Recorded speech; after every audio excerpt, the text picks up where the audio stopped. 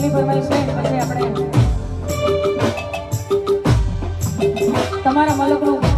ગૌરવ એવું અમારો વરદાન મારું અને અમારા વિશાલભાઈ કવિરાજ પણ અહીંયા પધાર્યા છે એ પણ મોજ કરવાના છે ત્યારે